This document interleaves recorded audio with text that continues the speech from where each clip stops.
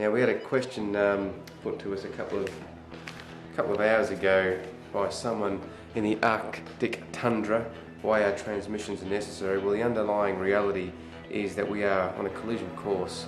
That is the planet and the human society as we know it. The world is witnessing mounting and undeniable evidence that nature's cycles are profoundly changing. Human-induced global warming continues to grow at a pace that now constitutes our period at this stage as a global emergency. Anyway, we'll get to it. Now, Tommy, there was some updates that we found, as I explained to you. This is the start of the site, which is updated fairly consistently whenever we can get to it. This is number 2,772 days into this project, with 2,166 days remaining till the 23rd of 12th, 2012. Got to keep the time. I've got 10 minutes, 3:43, lovely. The front page has changed there, but what we're going to jump into, we are going to jump into the front page, and we'll just jump into the news from around the planet, updating us on climatic changes around the world. Just yesterday, we're still cleaning up on the screen there from our own extreme winds which occurred a couple of days ago, about a couple of weeks ago, which took out most of the a lot of the infrastructure around the sanctuary. One of our PVC piping domes got blown apart, and on screen there you've got one of our metal domes which is replacing it. We've only got 10 minutes in this broadcast, and I want to get a song in while we've got some time. Just briefly around the world. Sweden, severe freak storms with hurricane strength winds have battered southern Sweden, killing at least 3 people, disrupting transport and leaving about 270,000 homes without electricity. The victims were all struck by falling trees. In Norway, winds have up to hurricane force lashed the coast of western and southern Norway in the early hours of Sunday morning. In Malaysia, relief centres in southern Malaysia are reported to be bursting at the seams, with more than 100,000 people evacuated from their homes, and after heavy flooding, aid workers have appealed for help as they try and feed the shelter victims in the worst affected state of Johor. Major rivers burst their banks, cutting off a number of towns.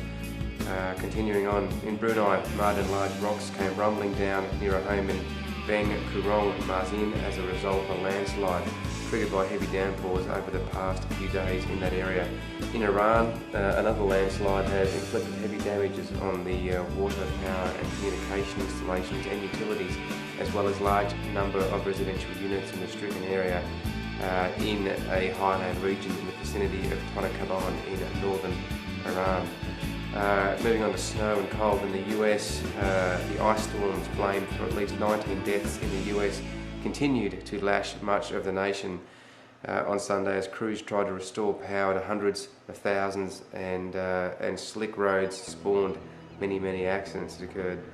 In Canada, an Arctic air mass continued to bring frigid temperatures and high wind chill values to much of Saskatchewan and Manitoba on Sunday. At the moment there is a huge cold snap occurring in the States with pretty drastic consequences. This is the following story. Just got to check my time. 13:46, no dramas. As I said the last couple of days, huge amounts of cool air have hit the States. Don't forget, we've just gone through a summer warmer than normal. Now let's check this one out. This storm is the first true plunge of Arctic air since the beginning of winter. Temperatures in parts of the northern plains have dropped by as much as 50 degrees.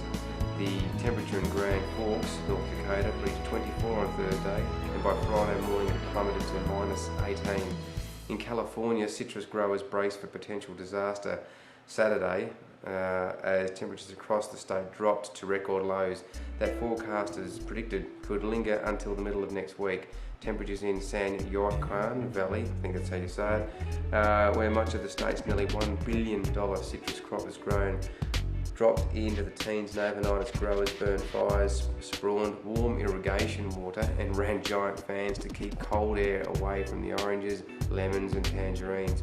A 3-day freeze in September 1998 destroyed 85% of California's citrus crop, a loss valued at over $700 million. Monterey experienced lows of 27 degrees, 1 degree colder than the previous record of 28 degrees in 1963. There's more reading on our web.com/Galactic Federation for those who want to kick in. And just briefly, there was an 8.2 earthquake in the east of Kuril Islands. Stand by, I'll see how much time I've got. 4 minutes to go, I can play you a tune. So further to all this, jump on the site, there's more climatic information there. Also uploaded on the site, which we'll briefly bring up, is what you can do about it. More importantly, it's nice to hear all these kind of events going around the planet, but I'm sure most of you are well in tune now with the occurrences of climate change and global warming.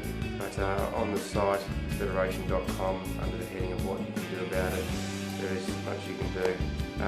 Think climate change is too big of a problem, or to say, well, think again, small changes in our everyday lives can make a huge difference.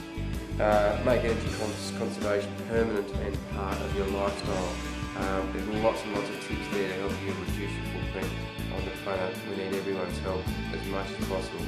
In a nutshell, we know the northern polar ice cap is melting, plus all mountain glaciers. We've got major problems now with the melting of the ice, which sits on top of our land masses, such as Greenland and the West Antarctic Island.